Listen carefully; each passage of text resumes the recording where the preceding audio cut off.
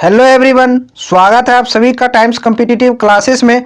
दोस्तों, आज की इस क्लास में एसएससी जीडी एग्जाम 2021 में मैथ के जो सवाल पूछे गए हैं उन्हीं प्रश्नों का सॉल्यूशन कराने वाला हूं, जो कि इस बार एसएससी जीडी एग्जाम 2022-23 के लिए बहुत ही ज़्यादा इंपॉर्टेंट रहने वाली है। तो आइए आज की क्लास को हम स्टार्ट करते हैं। और इससे पहले का अगर यदि आप लोगों ने वीडियो नहीं देखा है तो चैनल पर जाकर देख सकते हैं। आपके पास समय बहुत कम बचा हुआ है, आप जितना प्रीवियस ईयर का प्रैक्टिस कीजिएगा एग्जाम में आपको उतना ही फायदा होगा। तो चलिए स्टार्ट करते हैं। और स्टार्ट करने से पहले जो भी चैनल को सब्सक्राइब नहीं किए, चैनल को जरूर सब्सक्राइब कर लीजिएगा। अब इस सवाल को देखते हैं। पहला सवाल क्या है, बोला गया है 1200 सेब लड़कों के एक समूह के बीच में वितरित किए गए हैं। कितने सेब? 1200 सेब लड़कों के एक समूह में बांटा गया है। आगे लिखा गया है प्रत्येक लड़के को समूह में मौजूद लड़कों की संख्या के 3 गुने के बराबर सेब मिले। प्रत्येक लड़के को कितना सेब मिला है? समूह में जितने लड़के हैं उसका 3 गुना प्रत्येक लड़के को सेब मिले हैं। तो आपसे पूछा गया है कि समूह में लड़कों की संख्या ज्ञात कीजिए। तो सबसे पहले मान लीजिए कि समूह में कितने लड़के हैं। लड़के कितने हैं? बॉयज समूह में कितने हैं? मान लीजिए आप x लड़के हैं। समूह में कितने लड़के हैं? x। और प्रत्येक लड़के को कितना सेब मिला है? समूह में जितने लड़के हैं इसका 3 गुना। तो समूह में माने कितने लड़के हैं? x, इसका 3 गुना यानी 3x प्रत्येक लड़के को सेब मिला है। तो यहाँ से हम निकाल सकते हैं टोटल नंबर ऑफ एप्पल, सेबों की कुल संख्या। ठीक है, सेब की कुल संख्या निकाल सकते हैं क्योंकि समूह में कितने लड़के हैं? x, और प्रत्येक लड़के को कितना सेब मिला है? 3x मिला है। ये हो गया आपका टोटल सेब। कितना हो जाएगा? 3x स्क्वायर टोटल सेब हो गया। और एक्चुअल में कितना सेब बांटा गया है? 1200 सेब बांटा गया है। यानी 3x स्क्वायर जो है वो आपका किसके बराबर है? 1200 सेब के बराबर है। अब यहाँ से इसको कैंसिल कीजिए। 3 से ये कितना बार में जाएगा? 4 बार में, पर 2 जीरो। तो x स्क्वायर बराबर क्या आ गया? 400। कितना आ गया? 400। तो x बराबर क्या होगा? रूट उधर चला जाएगा 400 के ऊपर, 400 के ऊपर रूट। तो 400 किसका रूट है? 20 का। किसका है? 20 का। तो आपसे क्या पूछा है? लड़कों की संख्या कितनी है? तो लड़कों की संख्या कितना माने थे? x, और निकल के भी कितना आया? x बराबर कितना? 20। तो लड़कों की संख्या कुल कितनी थी? 20 थी। ऑप्शन नंबर 4 इस क्वेश्चन का सही आंसर हो जाएगा। आई होप ये सवाल आपको क्लियरली समझ में आया होगा। अब चलते हम अगले सवाल पर, नेक्स्ट क्वेश्चन पर। इसका आंसर करिए। देखिए क्या बोला गया है, एक कार एक समान चाल से 150 किलोमीटर की दूरी तय करती है। एक कार जो है अपनी कांस्टेंट स्पीड से 150 किलोमीटर की दूरी तय करती है। और बोला गया है यात्रा में लगे समय का आंकिक मान, यानी कि जो ये 150 किलोमीटर की दूरी तय की है उसमें जो समय लगा है उसका मान किलोमीटर प्रति घंटा कार की चाल के आंकिक मान के 2/3 के बराबर है। तो यहाँ इसको आराम से समझिएगा कि 150 किलोमीटर की दूरी तय करने में कार को कितना समय लगा है? जो कार का स्पीड है उसका 2/3 उसको समय लगा है। तो सबसे पहले आप यहाँ लिखिए क्या? टाइम। यहाँ आप लिखिए टाइम, और यहाँ लिखिए आप क्या? स्पीड, यानी कि चाल। यहाँ लिखें तो चाल का 2/3 समय इसको लगा है। कितना? 2/3। तो 2/3 इधर हम यहाँ लिखते हैं। तो हम चाल कितना मान लें जिसका हम 2/3 करेंगे तो आपका टाइम निकल जाएगा। तो चाल मान लीजिए आप इस नीचे वाले को, ठीक है, 3 को। तो 3x मान लीजिए कार की चाल थी। ठीक है, तो समय कितना लगा है? 3x का 2/3 इसको समय लगा है। तो 2/3 निकालिए, कितना आ जाएगा? 3 से 3 कैंसिल हो गया, 2x आया। तो इसको समय कितना लगा है? 2x लगा है। कितना किलोमीटर की दूरी तय करने में? 150 किलोमीटर की दूरी तय करने में 2x समय लगा है, 3x के स्पीड से गया है। ठीक है, अब इसको देखिए हम यहाँ क्या करते हैं, डिस्टेंस। डिस्टेंस बराबर क्या होता है आपको पता होगा? स्पीड इंटू टाइम होता है। स्पीड आपको पता है 3x, स्पीड यहाँ कितना है? 3x, और टाइम कितना है? 2x। ये आपका क्या हो गया? डिस्टेंस। और एक्चुअल में आपका डिस्टेंस कितना तय किया है? 150 किलोमीटर। ये 150 किलोमीटर के बराबर है। तो यहाँ से हम लिखेंगे 6x स्क्वायर। 6x स्क्वायर बराबर क्या हो जाएगा? 150 हो जाएगा। अब इसको कैंसिल कीजिए 6 से कितना बार में जाएगा? 6 दूना 12, बचा 3, 30, 6 पचे 30, यानी कि x स्क्वायर बराबर कितना आ गया आपका? 25 आ गया। 25 आ गया तो x बराबर क्या हो जाएगा? 25 के ऊपर रूट चढ़ जाएगा। ठीक है, तो x बराबर आपका निकल के आ जाएगा 5। 25 किसका रूट है? 5 का। 5 आ गया x बराबर। तो आपसे सवाल क्या पूछा गया है, गौर से इसको देखिएगा। नीचे 150 किलोमीटर की दूरी तय करने में लगने वाला समय ज्ञात कीजिए। तो ऊपर में जो समय ये लगा था इसको 2x, ये भी 150 किलोमीटर की दूरी तय किया था, और आपसे पूछा भी गया है कि 150 किलोमीटर की दूरी तय करने में कार को कितना समय लगेगा। तो एक x का वैल्यू आपका आ गया है कितना 5, तो समय कितना लगा है 2x लगा है। तो 2x का वैल्यू कितना हो जाएगा 5 दूना 10, 2 से गुना कर दीजिए, कितना हो जाएगा 10 घंटा।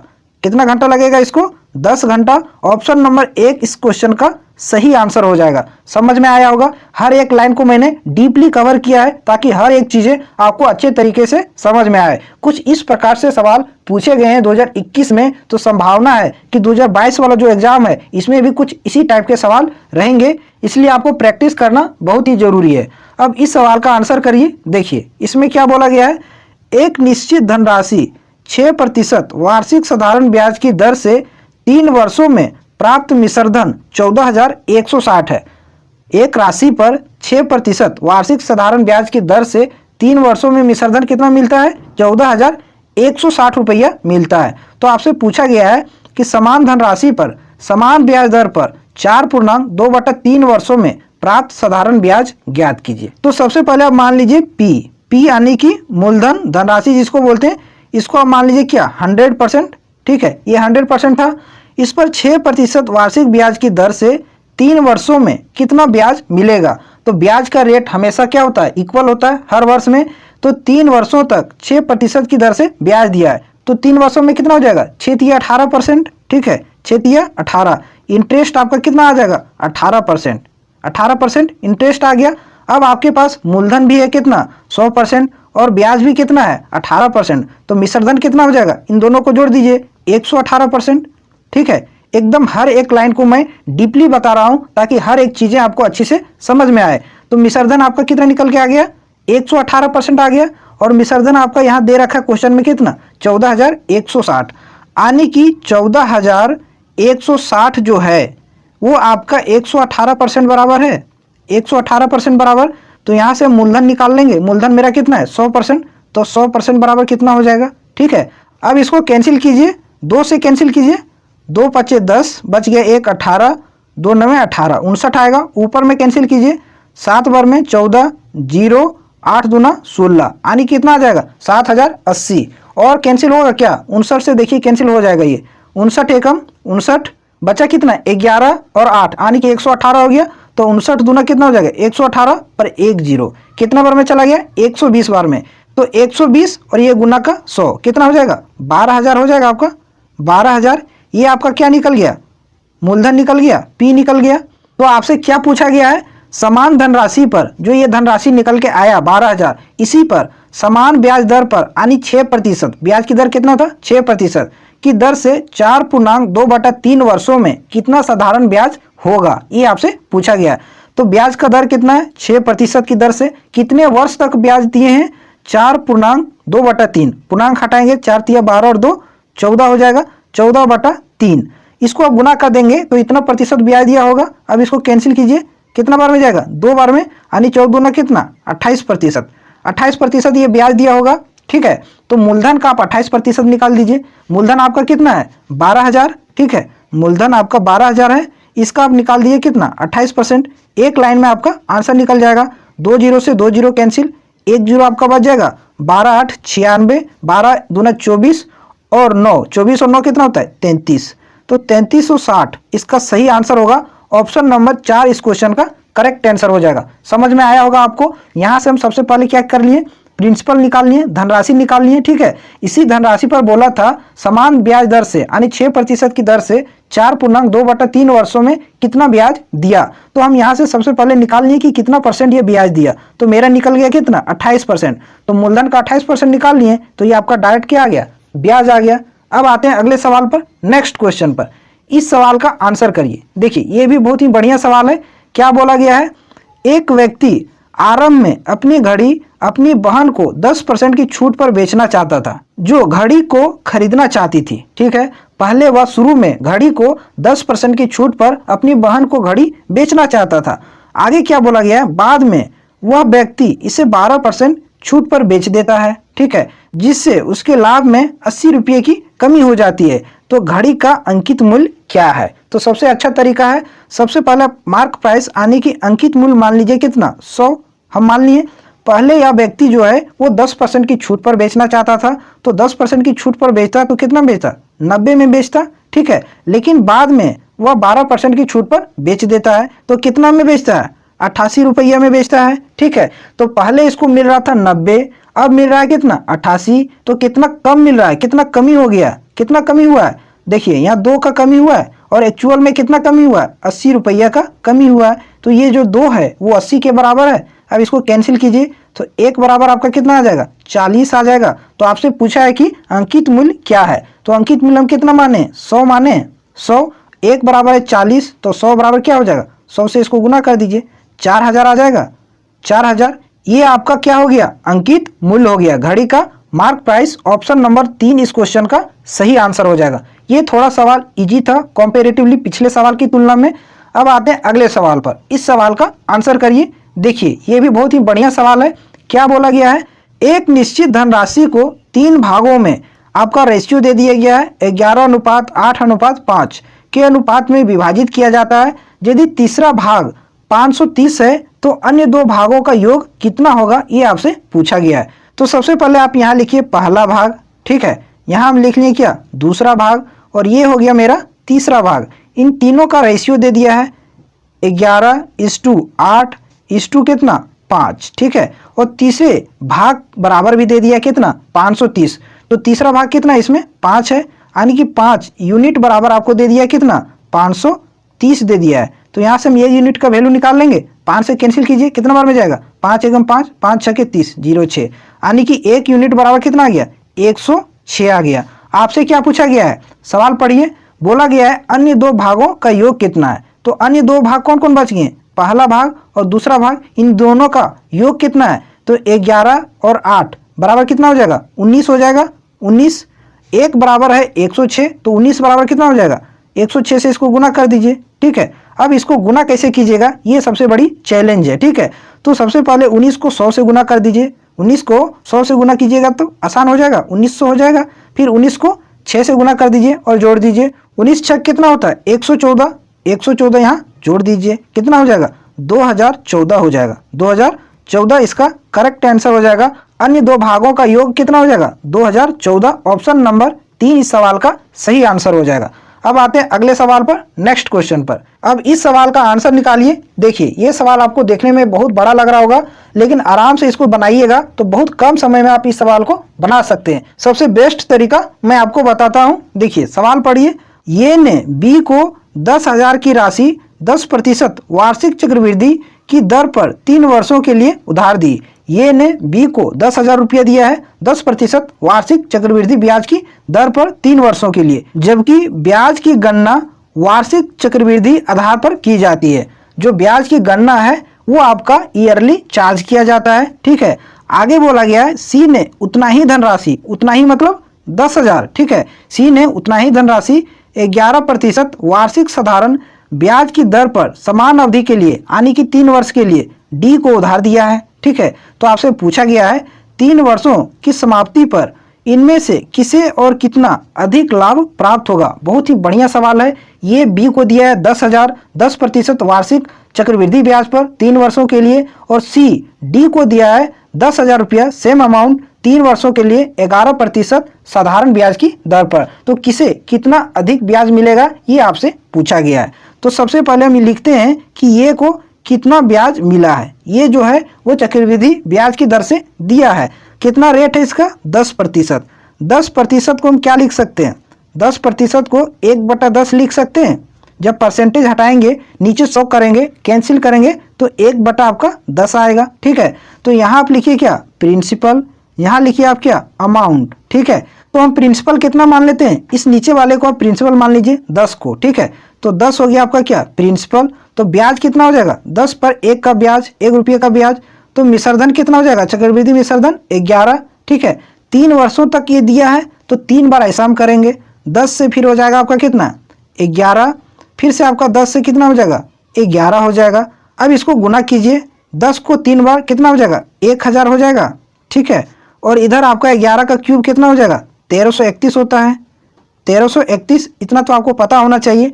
अब चक्रवृद्धि ब्याज जो होगा वो इन दोनों के बीच का अंतर होगा। ठीक है, क्योंकि मूलधन हमको पता है 1000 है और चक्रवृद्धि मिश्रधन 1331 है, तो इन दोनों के बीच का जो अंतर होगा वो चक्रवृद्धि ब्याज हो जाएगा। ठीक है, तो कितना का अंतर है? 331 का अंतर है। ठीक है, अब यहाँ देखिए कि मेरा मूलधन यहाँ कितना है? 1000 है। ठीक है, और क्वेश्चन में कितना दिया है? 10,000 है। तो 1000 को हम 10,000 किस प्रकार से बना सकते हैं? 10 से हम गुना कर देंगे तो 1000 आपका क्या हो जाएगा? 10,000 हो जाएगा। ठीक है, तो इसमें ब्याज में भी हम 10 से गुना कर देंगे, इसमें भी 10 से गुना कर देंगे, कितना हो जाएगा? 3310 हो जाएगा। तो ये को चक्रवृद्धि ब्याज कितना मिला है? 3310 मिला है। ध्यान में रखिएगा, ये को चक्रवृद्धि ब्याज कितना मिला है? 3310 मिला है। अब हम निकाल लेते हैं कि सी को ब्याज के रूप में कितना मिला है। तो सी 10,000 ही इन्वेस्ट किया है 11% साधारण ब्याज की दर से 3 वर्षों के लिए, तो ब्याज का रेट इसमें समान होगा क्योंकि साधारण ब्याज है। तो 11% की दर से 3 वर्षों में कितना ब्याज लिया होगा? 11 तिया 33%। तो मूलधन आपका कितना है? 10,000 है। तो 10,000 का आप 33% निकाल दीजिए। 10,000 का 33% कितना हो जाएगा? 3300 हो जाएगा। कितना हो जाएगा? 3300 हो जाएगा। तो सी को ब्याज के रूप में कितना मिला है? 3300 रुपया मिला है। और ये को ब्याज के रूप में कितना मिला है? 3310 रुपया मिला है। ये का है, ये आपका सी का है। तो किसको कितना अधिक मिला है? देखिए, ये को सी से 10 रुपया अधिक मिला है। सी को 3300, ये को 3310, तो सी को 10 रुपया अधिक मिला है। ऑप्शन नंबर 1 इसका सही आंसर हो जाएगा। ये को 10 रुपया अधिक मिलेंगे। ठीक है, ऑप्शन नंबर 1 इसका सही आंसर हो जाएगा। बहुत ही बढ़िया सवाल था, कितना लेंदी लग रहा था, लेकिन कितना कम समय में कितने बेस्ट तरीके से मैंने आपको इस सवाल को बता दिया है। ठीक है, अब आते हैं अगले सवाल पर। अगर वीडियो अच्छा लग रहा हो तो चैनल को जरूर सब्सक्राइब कीजिएगा, साथ में वीडियो को लाइक एंड शेयर जरूर कीजिएगा। अब इस सवाल का आंसर करिए। देखिए, इसमें क्या बोला गया है? ए और बी क्रमशः एक कार्य को 12 दिनों में और 20 दिनों में पूरा कर सकते हैं। ए और बी 12 दिन में और 20 दिन में काम को पूरा कर सकते हैं। तो यहाँ हम लिखते हैं ये कितने दिनों में? 12 दिनों में। ठीक है, और बी आपका कितने दिनों में समाप्त कर देगा? बी आपका 20 दिनों में काम समाप्त कर दे रहा है। यहाँ से हम टोटल वर्क निकाल सकते हैं। 12 और 20 का एलसीएम कितना हो जाएगा? 60 हो जाएगा। 60 हो गया। अब यहाँ से हम इसकी कार्य क्षमता निकाल लेंगे। ए का 12 पचे 60, 5 हो जाएगा ए की कार्य क्षमता, 20 तिया 60, बी की कार्य क्षमता 3 हो गया। अब क्वेश्चन आगे पढ़िए और देखिए क्वेश्चन में क्या बोला गया है। वे 6 दिन तक साथ मिलकर काम करते हैं। ए और बी जो है वो 6 दिन तक साथ में काम करते हैं। शेष कार्य सी द्वारा 12 दिनों में पूरा कर दिया जाता है। तो ये और बी 6 दिनों तक जो काम किए हैं उसको हम सबसे पहले घटा लेते हैं। तो ए की कार्य क्षमता 5 और बी की कार्य क्षमता 3, दोनों साथ करेंगे तो किस रेट से? 8 हो जाएगा। 5 और 3 8, 6 दिन तक किए हैं तो 6 से गुना कर दीजिए, कितना हो जाएगा? 48 काम ये दोनों कर दिए होंगे। तो 60 में 48 काम आप घटा दीजिए तो बचा कितना काम? 12 काम बच गया। अब इस बचे हुए काम को सी समाप्त कर रहा है, सी 12 दिनों में पूरा कर रहा है। तो यहाँ से हम सी का कार्य क्षमता निकाल सकते हैं। सी की एफिशिएंसी यहाँ से हम निकाल लेंगे क्योंकि काम कुल कितना है? 12, और 12 दिनों में ये सी कर दे रहा है शेष काम को। तो इसको कैंसिल कीजिए, 12 से 12 एक बार में, तो सी की कार्य क्षमता कितना आ गया? 1 आ गया। सवाल आपसे क्या पूछा गया है कि बी और सी एक साथ मिलकर उसी कार्य के 2/3 भाग को कितने दिनों में पूरा करेंगे। तो काम कितना है? 60 काम था। ठीक है, इसका 2/3 कितना हो जाएगा? 60 का 2/3 भाग बी और सी कर रहे हैं। तो बी की कार्य क्षमता कितना है? 3 यूनिट है। सी की कार्य क्षमता कितना है? 1। इन दोनों जब करेंगे तो किस रेट से काम करेंगे? 3 और 1 4, तो 4 से इसको भागा कर दीजिए। अब इसको कैंसिल कीजिए, 3 से इसको कैंसिल कीजिएगा कितना बार में? 20 बार में। 4 से इसको कैंसिल कीजिएगा तो 5 बार में। 5 दूना 10, 10 दिन में बी और सी, ठीक है, 2/3 भाग कार्य को पूरा कर देंगे। ऑप्शन नंबर 1 इस सवाल का सही आंसर हो जाएगा। जिस प्रकार से क्वेश्चन में बोला गया उसी के अकॉर्डिंग करते गए आपका आंसर तुरंत आ जाएगा। कुछ इस प्रकार से आपको एग्जाम में सवाल को हल करना है। अब आते हैं अगले सवाल पर, नेक्स्ट क्वेश्चन पर। इसका आंसर करिए। देखिए, ये भी बहुत ही बढ़िया सवाल है, ये भी आपका चक्रवृद्धि ब्याज का है। तो चलिए देखते हैं क्या बोला गया इसमें। 18,000 की राशि को 13.1/3% वार्षिक दर पर 2.1/4 वर्ष के लिए निवेश करने पर प्राप्त मिश्रधन कितना होगा यदि ब्याज की गणना 9 मासिक चक्रवृद्धि आधार पर की जाती है। ब्याज की गणना 9 महीने में की जाती है। रेट आपका वार्षिक दे दिया है, समय भी दे दिया है, मिश्रधन आपसे पूछा गया है, लेकिन रेट और समय कुछ इस प्रकार से दिया गया है कि क्वेश्चन को पहले देखिएगा तो सवाल शायद आप छोड़ भी सकते हैं, लेकिन इसको आराम से सॉल्व करिए। देखिए, रेट का पहले काम हम कर लेते हैं। रेट किस रेट से है? 13.1/3। पूर्णांक हटाएंगे तो क्या हो जाएगा, 13×3 और 1 40/3 हो जाएगा, 40/3 हो जाएगा। लेकिन ये जो रेट है आपका वार्षिक है, हमको चाहिए क्या, 9 मासिक, क्योंकि 9 महीने में हमको ब्याज चार्ज करना है। तो ये जो रेट है आपका 12 महीने के लिए है वार्षिक, तो 9 महीने के लिए कितना हो जाएगा, ठीक है। अब इसको हम थोड़ा सिंप्लीफाई कर लेते हैं, ठीक है। 40/3 गुना क्या हो जाएगा, 9/12। अब इसको कैंसिल कीजिए, 3 से इसको कैंसिल कीजिए, 3×3 = 9, 3 से इसको कैंसिल कीजिए 4 बार में, 4 से इसको कैंसिल कीजिए 10 बार में। तो रेट आपका क्या निकल के आ गया, 10%। रेट आपका निकल के आ गया 10%। समझ में आ गया कि ये जो है ये वार्षिक रेट दे दिया है, ब्याज आपसे पूछा है 9 मासिक, तो 9 मासिक के आधार पर रेट आपका निकल के आ गया कितना, 10%। अब इसको हम हटा देते हैं, ठीक है। यहाँ हम लिख लेते हैं आर बराबर, यानी रेट बराबर आपका कितना आ गया, 10% आ गया। अब इसको मिटा देते हैं, इस कैलकुलेशन जो हम किए हैं इसको हम हटा देते हैं, ठीक है।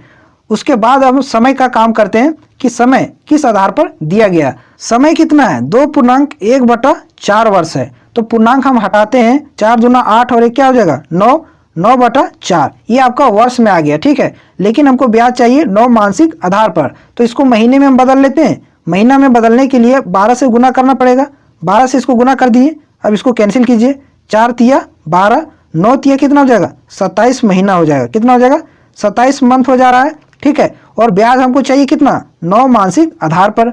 तो 27 महीने में 9 महीना का कितना स्लॉट बनेगा, ठीक है। 9 महीना का 3 स्लॉट बनेगा, 9 दूना 18, 9×3 = 27, 3 स्लॉट बनेगा। ब्याज का रेट आपको पता है 10%। कितना बार लगाना है, 3 बार। सबसे पहले आप यहाँ लिखिए क्या, प्रिंसिपल, यहाँ लिखिए आप क्या, अमाउंट। 10% है, 10% का मतलब क्या होता है, अभी मैंने आपको बताया 10% मीन्स क्या होता है, 1/10 होता है। तो प्रिंसिपल मान लीजिए नीचे वाला, इसको 10, प्रिंसिपल 10, उस पर 1 रुपये का ब्याज, तो अमाउंट कितना हो जाएगा, 11 रुपया। 3 बार ऐसा करना है क्योंकि 9 महीना का 3 स्लॉट बन रहा है। तो फिर से लिखेंगे 10, 11, ठीक है, फिर से 10 और 11, ये हो गया आपका। अब देखिए टोटल मूलधन कितना हो गया, 10 का क्यूब 1000 हो जाएगा, ठीक है। 11 का क्यूब 1331, 1331। ये 1331 है, ये आपका अमाउंट है, मिश्रधन है, और यही आपसे सवाल में पूछा गया है, ठीक है। लेकिन मेरा यहाँ मूलधन कितना आया है, 1000 आ गया है, और इसका मूलधन क्वेश्चन में कितना दिया है, 18000 दिया है। तो 1000 को 18000 किस प्रकार बना सकते हैं, 18 से इसको गुना कर देंगे तो ये आपका 18000 बन जाएगा, बन गया ये 18000। रेशियो में क्या होता है, जितना आप इधर गुना कीजिएगा उतना आपको इधर भी गुना करना पड़ेगा, तभी दोनों बैलेंस में रहता है। तो ये आपका क्या है, चक्रवृद्धि मिश्रधन है। इसमें भी आप 18 का गुना कर दीजिए, डायरेक्ट आपका चक्रवृद्धि मिश्रधन आ जाएगा। गुना करते हैं, 18 एकम 18 का 8, बाकी हाथ में कितना 1, 18×3 = 54 और 1 55 का 5, बाकी हाथ में 5, 18×3 = 54 और 5 59 का 9, बाकी हाथ में 5, 18 एकम 18 और 5 23, कितना आ गया, 23,958। ये आपका मिश्रधन आ गया। ऑप्शन नंबर 1 इस सवाल का सही आंसर हो जाएगा। बहुत ही बढ़िया सवाल था, बेहतरीन क्वेश्चन था। इस प्रकार का क्वेश्चन अगर यदि आप खुद से सॉल्व कर ले रहे हैं तो आपकी तैयारी बहुत ही अच्छी है, टॉप लेवल की है। आप एग्जाम में अच्छा परफॉर्मेंस कर सकते हैं, अच्छा स्कोर कर पाएंगे। तो चलिए अब चलते हैं अगले सवाल पर। और वीडियो अगर यदि अच्छा लग रहा हो तो चैनल को जरूर सब्सक्राइब कीजिएगा, साथ में वीडियो को अपने दोस्तों के पास जरूर शेयर कीजिएगा। अब इस सवाल का आंसर करिए। देखिए इसमें क्या बोला गया है, यदि एक संख्या का 15% उसी संख्या के 9% से 33 अधिक है तो वह संख्या कौन सी है। बहुत ही अच्छा सवाल है। देखिए संख्या आप मान लीजिए क्या 100, इसका एक बार निकालिए 15%, एक बार निकालिए 9%। तो 15% निकालेंगे तो 15 ही आएगा, 9% निकालेंगे तो 9 ही आएगा। अब ये 15 जो है वो 9 से कितना अधिक है, 6 अधिक है, और एक्चुअल में कितना अधिक है, 33 अधिक है, ठीक है। तो ये जो 33 है आपका, ये किसके बराबर है, 6 के बराबर है। तो आपसे पूछा है कि संख्या क्या है, 33 6 के बराबर है, तो 100 के बराबर कितना हो जाएगा, ठीक है। यहाँ से आप डायरेक्ट निकाल सकते हैं। 3 से कैंसिल कीजिए 2 बार में, 3 से 11 बार में, 2 से इसको कैंसिल कीजिए 50 बार में, 11 पचे 55 पर 1 0, 550 वो संख्या है। ऑप्शन नंबर 4 इस सवाल का सही आंसर हो जाएगा। अगले सवाल पर आते हैं, नेक्स्ट क्वेश्चन पर। इसका आंसर करिए। देखिए क्या बोला गया है, ये बी और सी की आयु का योग 66 वर्ष है। ये ठीक है, और किसका है, बी का है और प्लस सी का है। इन तीनों के एज आपको दे दिया है कितना, 66 वर्ष दे दिया है। आगे बोला गया है ए की आयु तथा बी और सी की संयुक्त आयु का अनुपात 5:6 है। बहुत ही बढ़िया है। ये और B प्लस C इन दोनों की संयुक्त अनुपात आपको दे दिया है। A का कितना है 5 है और B और C इन दोनों का साथ में कितना है 6 रेशियो दे दिया है। आगे बोला गया है B की आयु तथा A और C की संयुक्त आयु का अनुपात 4:7 है। यहाँ भी दे दिया है कि B और A प्लस C इन दोनों का रेशियो आपको दे दिया है कितना 4:7 दे दिया है। तो आपसे क्या पूछा गया है C की आयु क्या होगी, C की आयु आपसे पूछा गया है। तो यहाँ जरा समझिएगा बढ़िया से, यहाँ भी आपका ये B C है, इधर भी आपका ये B C है, तीनों इधर क्या है कंपोनेंट सेम है और देखते हैं कि यूनिट सेम है कि नहीं। इधर 5 और 6 11, इधर भी 4 और 7 11, दोनों बराबर हैं। ठीक है, अब यहाँ देखिए आपसे C का पूछा गया है। यहाँ देखिए आपका ये कितना है 5 है, ये 5 है और ये और C आपका यहाँ कितना है 7 है। 7 में से आपका ये तो 5 हो ही गया तो C कितना होगा 2 हो जाएगा, क्योंकि ये और C दोनों साथ में आपका 7 दे दिया है और ये इधर आपका 5 दिया है तो C कितना हो जाएगा 2 हो जाएगा। और C के बराबर आपको पूछा है कि C की आयु क्या है। अब देखिए इन तीनों की आयु दे दी है कितना 66 वर्ष और तीनों का रेशियो में देखिए कितना है 6 और 5 11। ठीक है, इधर भी 11 है, इधर भी 4 और 7 11 है, यानी कि 11 बराबर कितना है 66 है। 11 बराबर 66, एक बराबर निकाल सकते हैं, एक बराबर कितना हो जाएगा 6 आ जाएगा। आपका पूछा आपका C का आयु क्या है, तो C का कितना आया है 2, कितना आया है 2, एक बराबर आपका आ गया 6 तो 2 बराबर कितना हो जाएगा 6 से गुना कर दीजिए, 6 गुना 2 कितना हो जाएगा 12। C की आयु क्या हो गया 12 हो गया। ऑप्शन नंबर क्या हो जाएगा 2 इस क्वेश्चन का करेक्ट आंसर हो जाएगा। तो ये सवाल आपको अच्छे से समझ में आया होगा, अगर नहीं समझ में आया होगा तो कमेंट करके जरूर बताइएगा, उसका रिप्लाई मैं जरूर दूंगा। अब आते हैं अगले सवाल पर, नेक्स्ट क्वेश्चन पर। इस क्वेश्चन का आंसर निकालिए। देखिए इसमें क्या बोला गया है 10 पुरुष किसी कार्य को 18 दिन में पूरा कर सकते हैं, 6 दिन बाद 5 और पुरुष उसके साथ कार्य में शामिल हो जाते हैं, शेष कार्य को पूरा करने में कितने दिन का समय लगेगा, ये आपसे पूछा गया है। तो सबसे पहले आप यहाँ से टोटल वर्क निकाल सकते हैं। कुल काम कितना है, कुल काम आपका हो जाएगा 10 पुरुष हैं और 18 दिन में काम कर रहे हैं। ठीक है, तो कुल काम आपका कितना हो गया 180 हो गया, ये टोटल वर्क हो गया। 6 दिन तक ये काम किए हैं, उसके बाद 5 पुरुष आए हैं। ठीक है, तो शेष काम को कितना समय लगा ये आपसे पूछा गया है। तो 6 दिन तक जो ये 10 पुरुष काम किए हैं इसको हम हटा देते हैं, तो 6 दिन तक 10 पुरुष काम किए हैं तो कितना काम कर दिए होंगे 60 काम। कुल काम कितना है 180, 180 में 60 काम को आप घटा दीजिए, कितना बचेगा 120 काम, ये बच गया शेष। अब यहाँ 5 और पुरुष इन लोगों के साथ जुड़ जाते हैं। पहले कितना पुरुष थे 10, 5 और जुड़ गए, कितना हो गए 15 पुरुष हो गए। तो जो बचा हुआ काम है इसको पूरा करने में कितना समय लगेगा, तो बचा हुआ काम कितना है 120, आदमी कितना हो गया 15, कैंसिल कीजिए, कितना बार में जाएगा 8 बार में। बचा हुआ काम को 8 दिन में समाप्त कर देंगे। ऑप्शन नंबर 2 इस सवाल का सही आंसर हो जाएगा। अगले सवाल पर आते हैं, नेक्स्ट क्वेश्चन पर, इसका आंसर करिए। देखिए क्या बोला गया है, एक आदमी ने 20 किलोमीटर प्रति घंटा की चाल से चलते हुए एक स्कूल से एक पार्क तक की दूरी तय की और 5 किलोमीटर प्रति घंटा की चाल से वापस आते हुए समान दूरी तय की।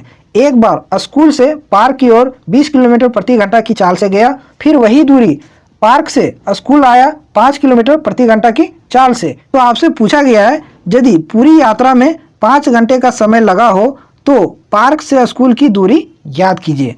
तो सबसे पहले देखिए कि पार्क से स्कूल की दूरी आप मान लीजिए कितना है d किलोमीटर है। पहले किस स्पीड से गया 20 के स्पीड से, तो डिस्टेंस अपॉन स्पीड बराबर क्या हो जाएगा टाइम, प्लस फिर यही दूरी वापस आया है यानी यही डिस्टेंस को कवर किया है d को किस स्पीड से 5 की स्पीड से। इस दोनों तरफ की दूरी तय करने में इसको कितना समय लगा 5 घंटे। 5 के बराबर कर दिए, समझ में आया होगा कि स्कूल से पार्क की दूरी मान ली कितना d किलोमीटर, गया 20 के स्पीड से, आया 5 की स्पीड से, इन दोनों को जोड़ दीजिए तो समय के बराबर हो जाएगा। अब यहाँ से हम d का वैल्यू निकाल लेंगे, तो एलसीएम ले लीजिए, 20 और 5 का कितना हो जाएगा 20 हो जाएगा। 20 से एक बार में जाएगा यानी d प्लस 5 से कितना बार में जाएगा 20 4 बार में, तो 4 से गुना कर दीजिए d को, 4d बराबर क्या हो जाएगा आपका 5। अब जोड़िए d प्लस 4d कितना हो गया 5d बटा का कितना 20 इज इक्वल टू कितना हो जाएगा 5। ये 5 से ये 5 कैंसिल हो गया तो d बराबर आपका कितना आ गया 20 किलोमीटर।